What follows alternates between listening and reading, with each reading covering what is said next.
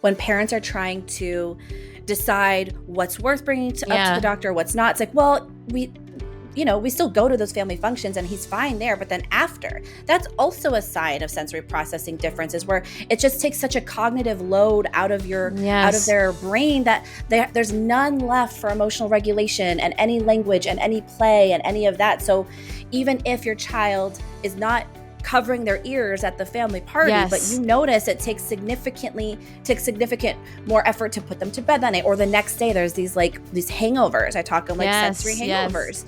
It's not always so obvious in the moment, but dysregulation is cumulative. So they can mask, but they could also have great time, and then just by leaving the party, it completely overflows their cup, and then that's what you're dealing with at a later time. I think it's such an important conversation because I don't want parents to feel judged that they're doing something wrong when they know their child. They know it's so important for us to know what is that trigger for your child's meltdowns. And part of it could be sensory processing, whether you have a quote unquote label or not. You don't need it. Like I said, for my own son, I just know that he needs that downtime. And I said, sweetie, why are we upset? Because he'll be so overwhelmed and he'll just hug me and I'll like press his arms like with very deep pressure because that helps, right?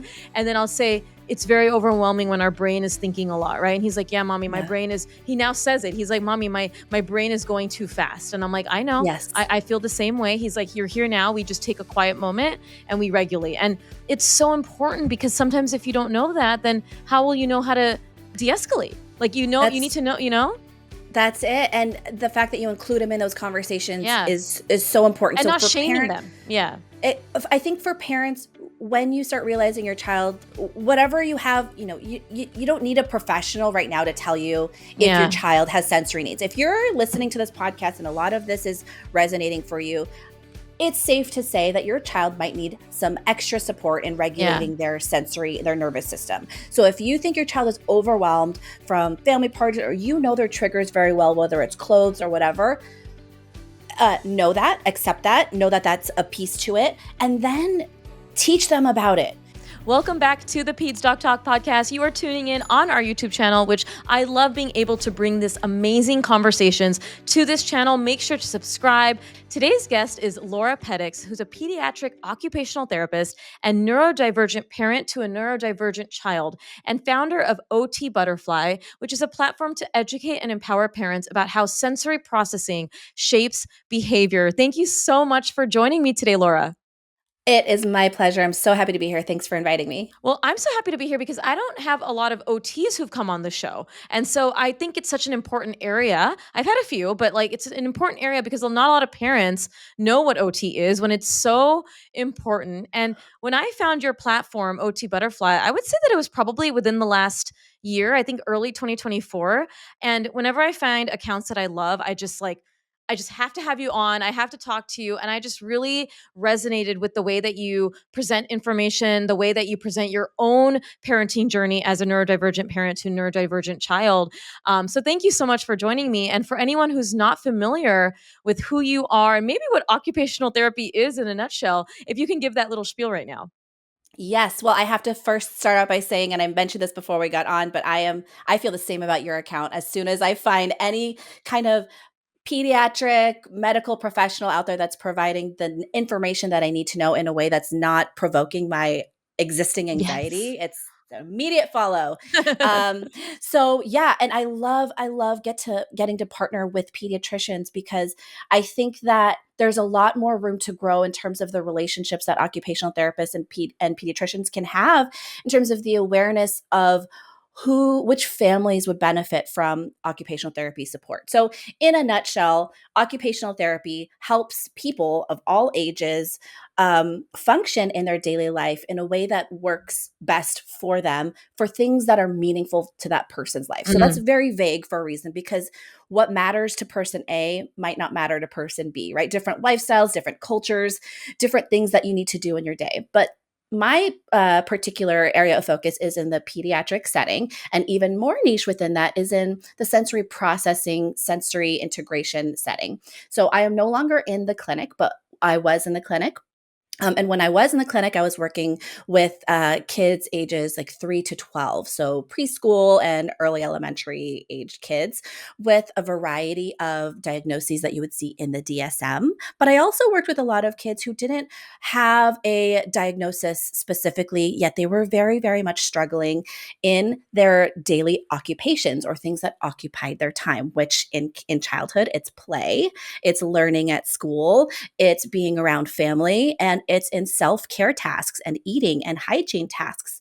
And there were certain motor skills, cognitive skills, and underlying both of those skills was their foundational sensory processing systems that needed a little bit more support in developing to be able to access those skills. So I really, really focused on helping kids understand and feel more comfortable in their body so that they can learn, communicate, play more successfully in their daily life. And since leaving the clinic, I focus all my time now online, creating courses and programs and podcast episodes to really spread awareness about how foundational sensory processing is and how a lot of the behaviors you're seeing, well, I would say all of the behaviors parents are seeing are a reflection of the nervous system. Hmm. But then, even further than that, a lot of the behaviors might have a sensory trigger to them. And I like helping parents see that so that we focus less on the surface behavior and help them understand how they could support their nervous system regulation first, which will then help change and adapt the behaviors that they're seeing. And I love it because you already said it when you talked about OT in general, how it's such an individualized approach, right? We're not helping for everyone doing the same thing. It's all about what is Yeah. important to the value system of that family. So Yeah. you're taking such an individualized approach. And this is so important to what we're going to talk about today, which is sensory processing in kids, that every child is so unique, even if you're going to look at the spectrum of sensory processing or whether a child has it or not, like it's such an individualized thing. And, as someone who's online giving parenting advice and, health and, development advice, I know the nuances there. I know that it's Yeah. not a one size fits all. And so it's always really hard to create nuanced content, right? Especially when it comes to Absolutely. parenting and development, because you're like, well, I get, this might be something that you want to consider, but I love that you're there doing that work online. I love that you found, your passion online as well, to be able to spread this to so many more people than we can do the walls of our offices. So happy that you found that.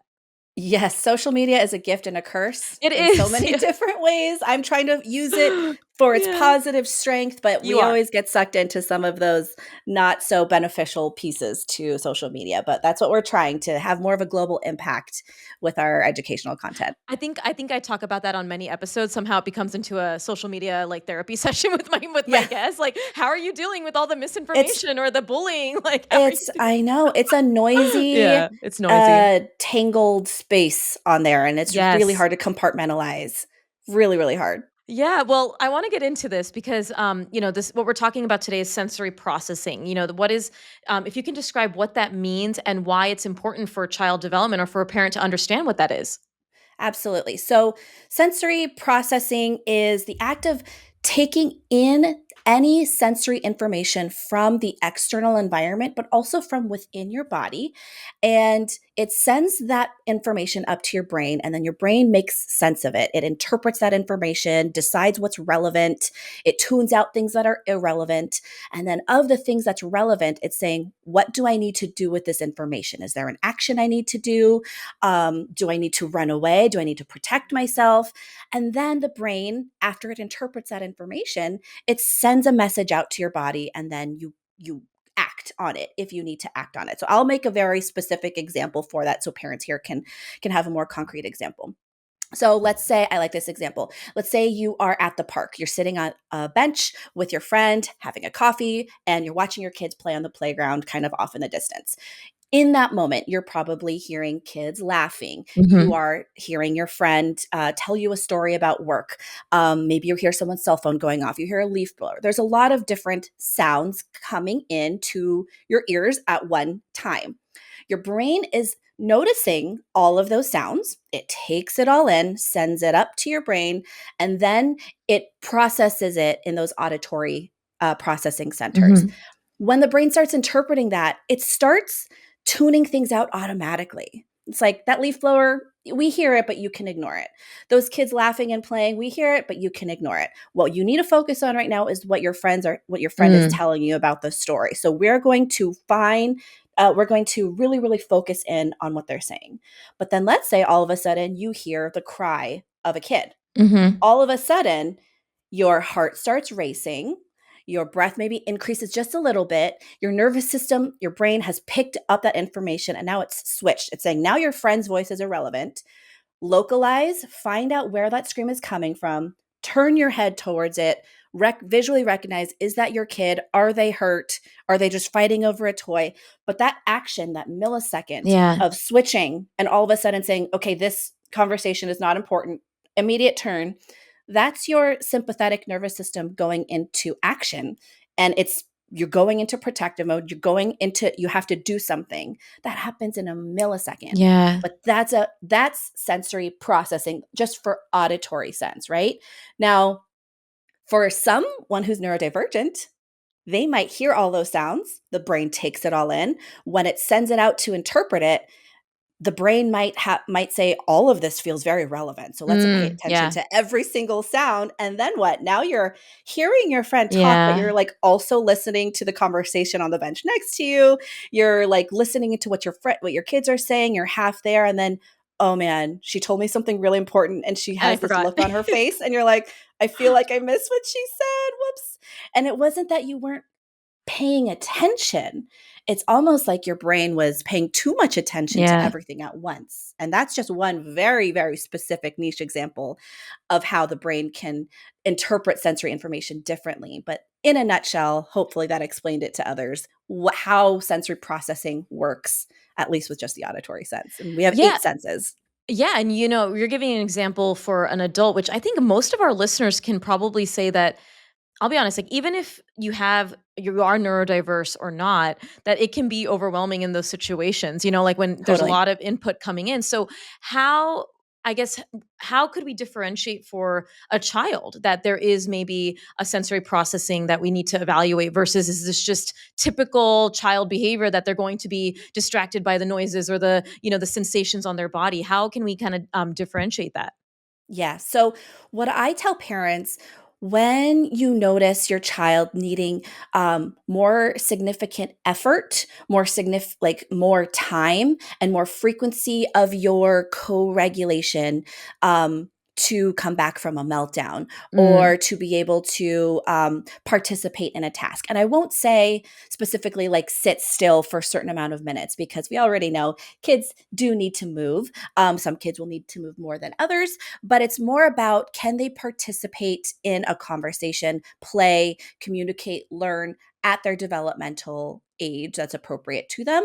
But also when we think about the behaviors, so right, if lots of kids are active, but there are some kids who have a threshold that is higher for movement. So their brain needs more intense, more frequent, longer duration of some kinds of movement for their brain to process it effectively and for them to feel regulated. And so lots of kids are active, but some kids, even when you tell them to, like stop jumping on the couch, they'll stop jumping on the couch, but now they're going to jump over there or now they're going to yeah. be rolling across. It's like whack-a-mole, right? So Yeah. there's other kids who you could say, oh, stop jumping on the couch. It's not safe. And they'll stop jumping on the couch and they'll be fine. But other kids are very, very, their nervous system will be louder than than you than you think. Like they will find a way to have their sensory needs met. And so my answer to all parents in terms of how do I know if my child is having sensory processing challenges is how much it's affecting their daily life at home and at school. So when the redirections aren't working, when it's affecting their social interaction, are they always, unintentionally hurting their friends because they're playing so rough and they don't recognize their body force? If they're getting called out a lot in class. So it's really how much it's impacting their daily life at home and in school. Oh, very, very good point. And I know you're talking a lot about, you mentioned the motor and obviously the sensory in terms of auditory. And would a diagnosis or would a And I guess, is that even the right word, diagnosis? Like, what would be the best terminology to use around this? Because I know Yeah, when we were chatting about this, there's it used to be called sensory, like a lot of medical professionals say sensory processing disorder, and we're trying to move away from that language because it's correct. not really a disorder. But Yes. what would be better terminology, I think, to kind of start that off? Yeah. This is a really great topic, especially in both of our professions kind of coming Hmm. together to talk about this, because there is the medical setting, the medical view of the DSM, of the Yes. diagnoses of disorders, and that kind of medical based terms and like language that we use that is not ideal in terms of the neurodiversity movement. Hmm. However, we recognize that to get insurance provided, to get interventions, these are the kinds of language that we use. But Yeah. as parents and as professionals who work with neurodiverse families, we want to try to move away from language around disorder and talk about it more as differences. So Hmm. I would still call it SPD, but I say sensory processing differences. Ah, yes. Um, so that's what I call it. And to set the record straight, sensory processing disorder is not in the DSM. Like there is Right. That's what I was no hoping you right. would allude to, because there's no like Yeah, checklist of like, okay, there's so no you're doing checklist this. Yeah. Hmm. there, but that doesn't mean that it doesn't exist Right. in isolation of other diagnosable things, right? So there are brain studies from UCSF. I think that's the institution that I keep seeing in the research articles. UCSF. So they are starting to do a lot of brain imaging on kids who are like quote just sensory processing disorder kids, where they are on their questionnaires, their parent questionnaires, they are reflecting significant challenges in sensory processing in their daily life, yet they are not diagnosed as autistic or Right. ADHD or any other DSM, and they have differences in their brain structure. So we are seeing it look different. But what parents need to know is that whether or not there's a code or a diagnosis for it, you can have a child who is significantly impacted in their daily life by the way that their brain processes sensory information. And it's not in comparison necessarily to a neurotypical brain, but it's Yeah. more in comparison to how society is created in a way that it's easier for people with neurotypical brains to exist. So I always say that neurodivergent is an identity, right? So there it Hmm. could include autism, ADHD, anxiety, and sensory processing is such a foundational piece that it's part people with autism, people with ADHD, people with anxiety, people with fetal alcohol spectrum disorders, Hmm. they all experience sensory processing challenges. And so you will see that. And so it doesn't necessarily matter what diagnosis your child has. You can still support their sensory needs using sensory strategies and regulation. Even neurotypical people, we all have sensory needs. We all have a nervous system. We all function using all eight senses. And so we can all use sensory strategies. Just some folks may need a little bit more support doing so because the world that we live in is not meant to support that kind of brain. Yeah. And one of the things I often get asked about in my followers is about the early on, like the toddler, maybe the 9-month old and above, is that the child who's more sensitive to maybe certain materials on clothing, sounds, or textures. Is that part of sensory processing? And when does it become this could just be like typical toddler behavior, or it's more like a sensory processing difference? Is it kind of what you mentioned about if it's impacting their daily lives? Yeah, so really young kids, like in it's hindsight is always 2020. Yeah. Even myself as so I have one daughter and I told you I worked in a clinic for ages 3 and up. So under 3, I definitely saw behaviors that made me think this is definitely sensory. However, Yeah. that was uncharted territory for me where I was like, I don't know if this is normal or not. She is a toddler, but now in hindsight, putting it all together, I was right the whole time, right? Yeah. So for us, my daughter is sensory sensitive. The clothing issues is our number one issue to this day, but that didn't even come out until she was like 4. Interesting. So Yeah. early on, it was just she was really inconsolable in a lot of different things. The world really just was too much. And because they're kind of limited in their ability to express and they're not going to say that light is too bright. Can you please turn it off? They're not going to say, I hate the way that my wet hair feels on my neck. Can you please dry it? They're not Yeah. saying that. They're just reacting to their nervous system, with their nervous system and their fight or flight. And it's just these like big meltdowns, inconsolable behavior. And then it's up to the parents to piece together the clues and the patterns and say, oh, you know what? Every night after bath time when I'm brushing their hair, they're freaking out. Like, so something about Yeah. bath is hard for them. So you start seeing patterns of behavior usually tied to certain activities or daily life things. That's usually what we'll see earlier on. And yes, we usually see more of the sensory sensitive ones. Those seem to be more obvious because it's the really, really big meltdowns, really crying, really emotionally reactive. Um, Unless it's very obvious, then there's some other kids with the sensory seekers who will, like, you know, drape like peanut butter all over their face and their body, and they're like, that is an extreme sensory seeker. But you could see in hindsight, you could see these kids grow up and you're like, that totally makes sense. But in the moment, you're like, are they just a curious toddler who's exploring the world? So it's really, really hard in that moment to identify it right as it's happening. That's why we get a Yeah. lot more referrals after that. And there's a lot of, you know, when I hear parents bring this up to pediatricians who don't know the full spectrum of sensory processing, it's a lot of wait and see at the beginning. Yeah. Which it's, you know, it's valid because it's really hard unless you're in it. So my tip to parents is always to be as objective as possible with your pediatrician, not just saying my kid's having meltdowns every day or my kid just is really active and won't sit still and you have like a 2-year-old. I would say, you know, it's taking us 45 minutes in the morning to get out the house. And we haven't been on time to school because of this. I've had to call out of work because the nanny says she can't handle their meltdowns. My daughter Mm, has bruises on her hands from biting her.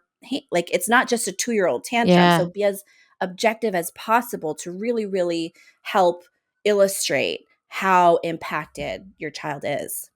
And I love this conversation because it's so unique and it's really hard for a parent to know what is typical for a tantrum also, right? I mean, we think about like, Yeah. we talk about tantrums and you'll say like, okay, if it lasts more than 25 minutes or it lasts more than 40 minutes, Yeah. but then also is it a persistent pervasive thing that's happening with Correct. with the regulation? And I don't mind using my own example. It's harder also if you only have one child. So for example, I see Yes. I had when I had Ryan, I now have two children, right? And Ryan, we saw him be very sensitive to water. Like he would be so, it took us a lot of exposure to Yeah. water to be able for him to be comfortable, like in the Yeah. bath, with the ocean, and then also with new experiences. And we were also pandemic children. He was a pandemic Yep. kid. So we were Yeah. like, is this a pandemic situation that he's never Yeah. been around people? Is it, we don't know. And I hope a lot of my followers or our listeners who are pandemic parents can probably relate to this, that you don't know. You're like, I don't, this is something that I'm a first time parent to a kid who's more sensitive to environment and to water and this and noises, and he just hasn't been in. So we exposed him. And then as he got older, your example of your daughter, now the tantrums were typical in my experience, but now at almost 5, we find that his trigger for tantrums is overstimulating moments, meaning a Yeah. lot of people together, a lot of noise. And I actually now have to prepare him and say, hey, Yeah. sweetie, we're going to a party. I know that it may be a little bit overwhelming. And I taught him what overwhelming means because he's almost 5. Yes. And I'm like, I if love you're that. feeling overwhelmed and you feel like it's a lot, you got to find me and we can go somewhere Mhm. quiet. Right. And I think this is an example Perfect. of knowing what triggers your child, whether they have Yes. a label of sensory processing or not, because I Yes. know that he's going to melt down. And lo and behold, he melted Yeah. down after that party. He was Yes. and no one understands it but me and my husband, right? Because I'm like, no, Mhm. like I tell my husband, I'm like, you got to be careful because we're going with a lot of children. There's going to be a lot of stimulation. And my daughter, who's 17 months, never is like that. Like, and she's only, Yeah. and so I look at Ryan when he was 17 months and I look back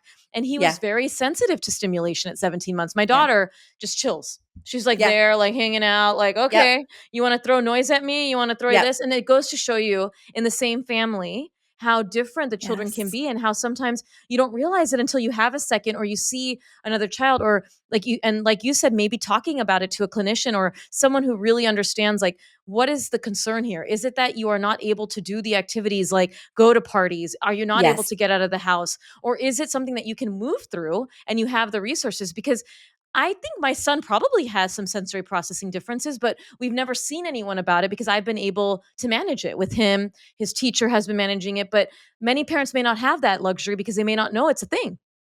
Absolutely. Everything that you said is such a common experience when parents are trying to decide what's worth bringing up to the Yeah. doctor, what's not. It's like, well, we still go to those family functions and he's fine there, but then after, that's also a sign of sensory processing differences where it just takes such a cognitive load out of Yes. their brain that there's none left for emotional regulation and any language and any play and any of that. So even if your child is not covering their ears at the family party, but you Yes. notice it takes significant more effort to put them to bed that night or the next day. There's these hangovers. I talk of like sensory Yes. Yes. hangovers. Right now, as an adult, now that I recognize that I'm neurodivergent, it makes so much sense. And so, yeah, I can go to Disneyland, I can go to these family events, but you don't see what I prep my body like that whole day. Like if I have a party to go to at 7 at night, I'm not doing anything Yeah. the whole day. I am like saving room in my sensory cup because I know how much that's going to be. So I'm great there.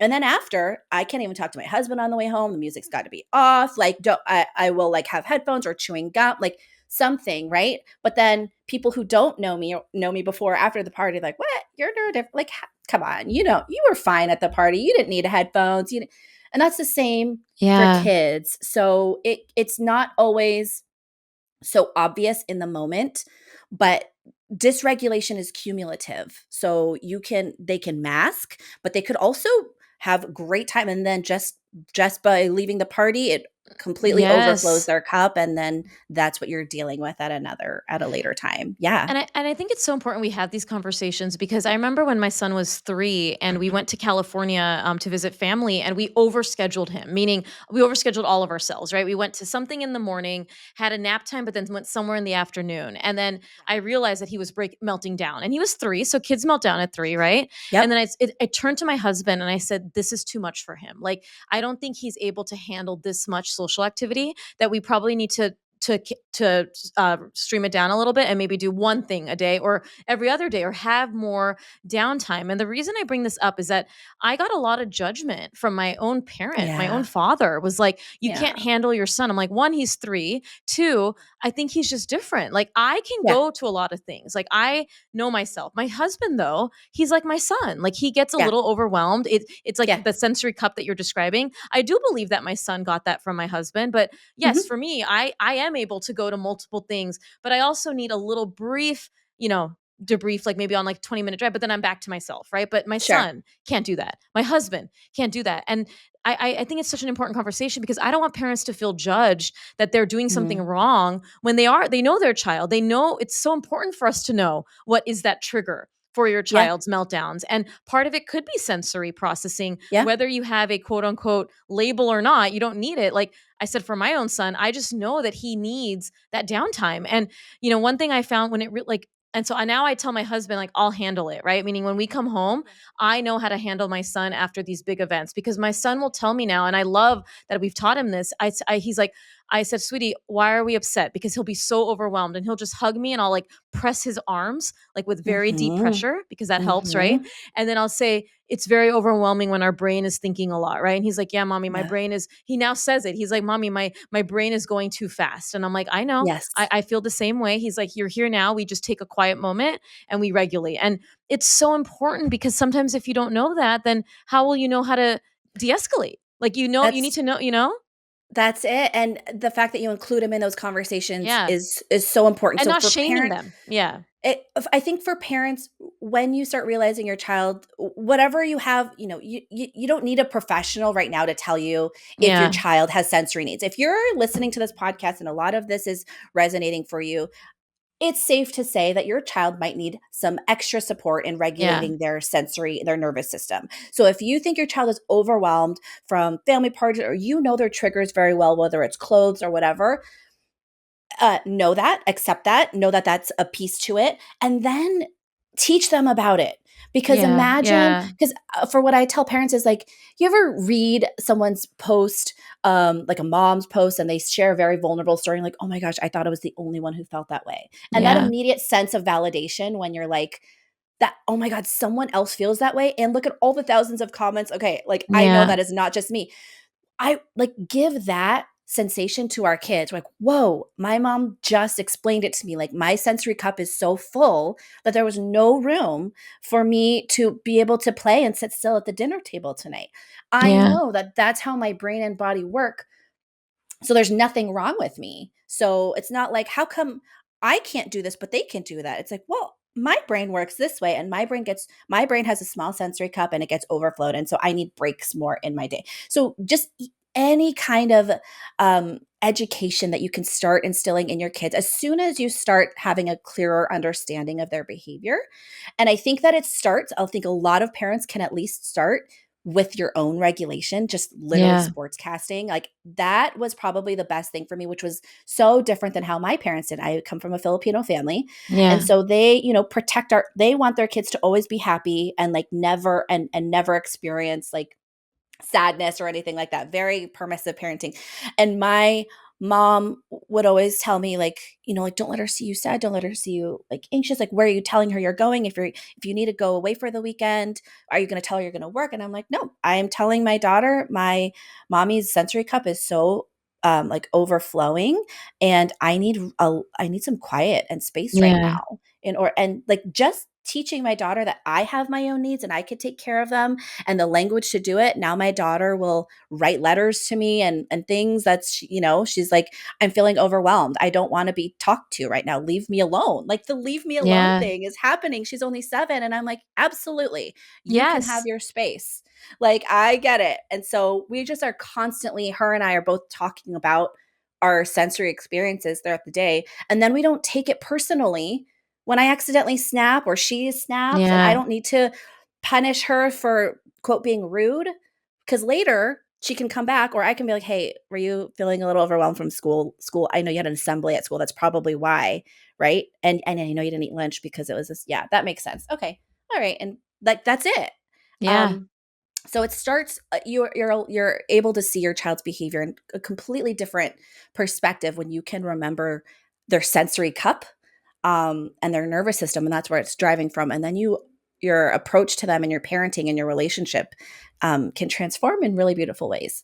I love this. And I want to ask you more about some myths and misconceptions about sensory processing because I know we've kind of already talked about a little bit. And Yeah, one thing I think in this modern parenting era, which I experience with my family, is that sometimes people from the outside think that we're giving an excuse. Like yeah, meaning that, oh, this is yeah, not like you don't, and I hate this word that you don't have control over your child when yeah, that you can discipline their way out of sensory, yeah, processing differences. And so that to me is one of the biggest one that can be very hurtful for yes, parents when, again, I know my son is like that. I know that he is gets overwhelmed. And so the fact that I can advocate for him and he knows that there's someone on his side, including me and my husband, is so beneficial. But what would be like other myths or misconceptions about sensory processing or things that you would love people who may not have a child or themselves have sensory processing you wish that they would know?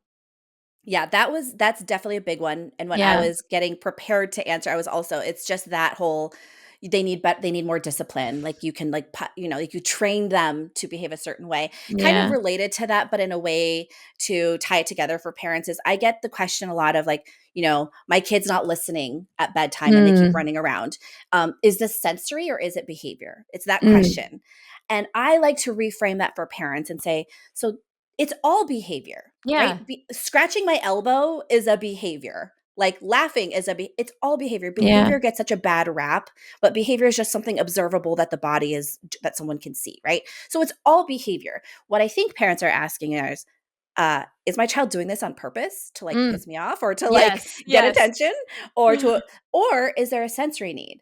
And so for me, I help parents say like, okay, let's understand. Not every behavior has a sensory need, but if you have a child with sensory processing differences, a lot of their behavior is colored by the way that they process sensory information, because that's just how we function with the world. But what you're asking is this behavior, is the running around before bath time, is that a sensory need, or is it something else? And the something else can be communication, can be lack of Yeah. connection, social emotional, cognitive, executive functioning, like lots of different things. But or is it a need for movement, right? So I like to help parents understand that it's all behavior, And some behaviors have a sensory trigger, some don't. And then the other piece that I would say is often a misconception is which we alluded to earlier, is that like just because they're fine like at school, Yeah. or they don't, or like they were great at the family party, it does not mean that they are having a hard time internally, or that it doesn't take their nervous system a lot more effort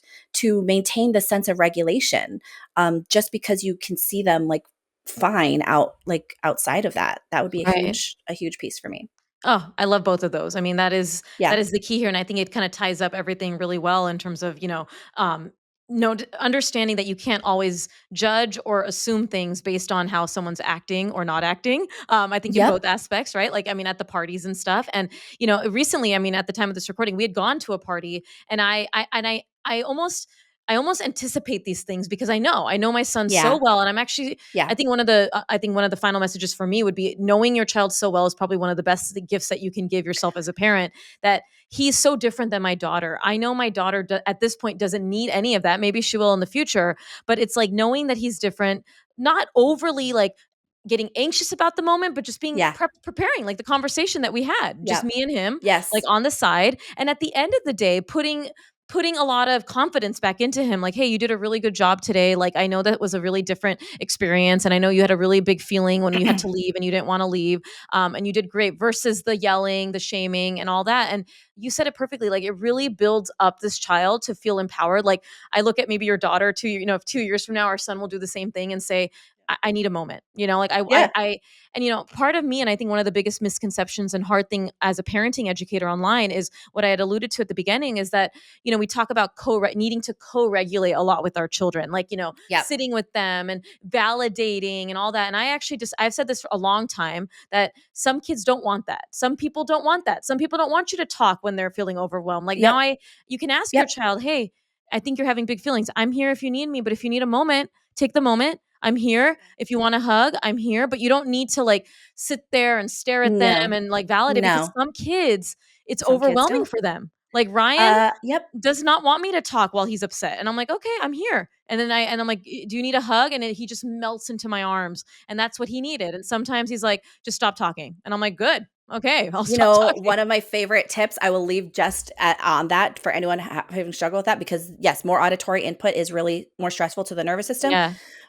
When my daughter was still having really, really big meltdowns like that, I knew she either needed space or she wanted a hug. Or, there's Yes. probably two things. But instead of saying, do you want a hug or do you want space? And having them say a verbal response, which they'll say like no, or they just won't even Yeah. reply. I hold up both my hands and I say, do you want hug or do you want a space? And she knew that she could punch, slap, hit. Like I was giving her permission, but she was selecting an answer non-verbally, getting some sensory input, and she was more likely to tell me what she actually needed in that moment. Yeah.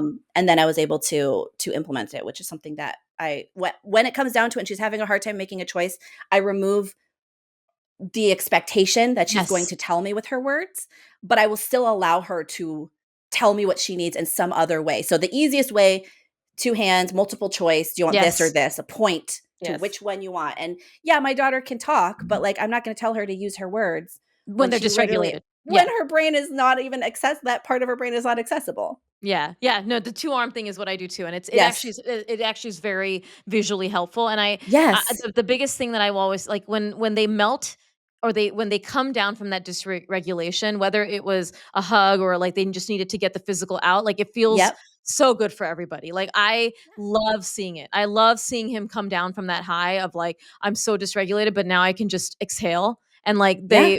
especially when he hugs me and he melts into my arms, and it's like Yeah. it just gets loose. I'm like, his body gets like in a good way limp, Yeah. and I'm like, oh, sweetie, you needed Because that this. Yeah, regulation it needed feels so good. you needed to regulate Yeah, their body more than their emotions, right? We can't yeah, you can't really talk out of emotions, even yes, as adults, but right. especially not kids trying to tell them to not worry about certain things, or we'll get to go I back there know. tomorrow, or we'll get you a new one. We instead of like distracting or changing the emotion or even validating the actual feeling, regulate the emotion, validate the sensation. Your fists are really tight right now. Yeah, Did it feel good to shake that out? Your yeah, body feels really warm right now. Do we need some air? Like regulating the body, the sensations, the sensory experiences, rather than talking at a cognitive level towards the emotions, I think is really, really great. And precursor for so to co-regulation. kind of as a wrap up, I know you already mentioned a little bit, but when would you say, because I know I'm obviously talking about sometimes you may not see a professional, but in your opinion, when would you say that it's a good idea to see someone who can help you navigate this with your child if you're concerned? Yeah. So instead of giving like a kind of checklist, I kind of mentioned Yeah. this earlier. It's when you find that you yourself, as the caregiver, as a parent, you cannot keep up with your child's needs. Like there's something else where you're just like, I'm trying my very best. I've tried every single thing, but there's still like every day is a constant battle around Yeah. clothing, bedtime.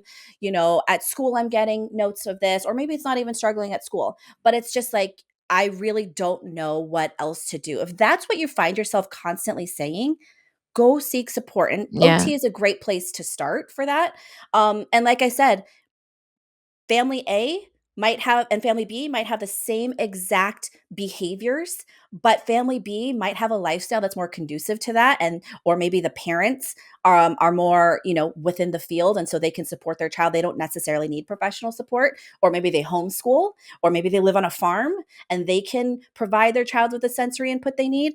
And Yeah. family A lives in, like a high rise in New York City with a lot of loud sounds and noise, and their Yeah. child goes to a traditional school, and so their child is more impacted than child B, even though they might have very similar sensory profiles. So it really depends on the environment as well as how impacted the child is in their own body.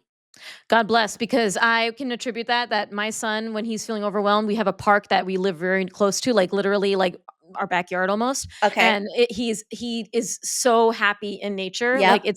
it's and I think a lot of kids and excuse me, a lot of people will say that nature makes them happy, but the Yeah. tumbling, the picking up the Oh, sticks, yeah. the scratching of things, the You destroying can't things in recreate nature. the Yeah. sensory the Oh, sensory it's experience you beautiful. get from nature is you can't recreate that. So Oh, yeah, it's that's nice. that's Yeah. great for a lot of kids. I love talking to you. I love the obviously the motivational aspect and the empowerment that you do, which obviously I expected given what your platform is. But on Yeah. my show, I like to ask my guests for a final uplifting message. Taking all this kind of hard hitting topics that we talk about, and what Yeah. would you want someone to leave this episode feeling? Parents that are here listening to this episode, I want you to know if you're already listening to this episode, you're probably already doing more than enough for your child. So don't leave this episode feeling like you got to go do a bunch of strategies. I would really, really sit and know that you're probably doing enough. And I would really start just thinking more about your own sensory experiences Yeah. and starting with yourself. If you feel Yeah. overwhelmed trying to untangle what's happening with your child, start with yourself and see how that kind of can start piecing it together, because you can probably relate to a lot of things that your child does. And if it doesn't even extend to that, just understanding your own nervous system and regulation and your own triggers and relating them to little sensory experiences can go a long way. But know that you are already doing enough. You're doing a lot, and you are a fantastic parent. But that's one of my favorite parts of my podcast is asking that The question. very Thank end. you. Yes, I Yay. love it. I mean, it's such a great message. Thank you for Yeah. joining us. And where can people go to stay connected? Your social Yes. media So handles, everything. Yeah.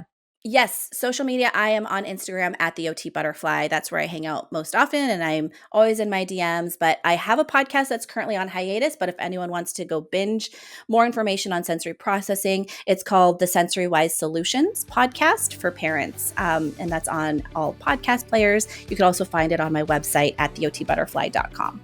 Love it. I will be linking all of this to show notes and on our YouTube as well, because again, I want you to stay in touch with Laura and all of her amazing information. And thanks again for coming on the show today. Absolutely. Thank you so much for having me. Yeah, and for everyone tuning in on our YouTube channel, thank you so much. Make sure if you like this episode, comment on the video, subscribe to our channel so you can stay up to date on all of our future guests that will be coming on the show, as well as my Saturday episodes. And we'll see you all next time.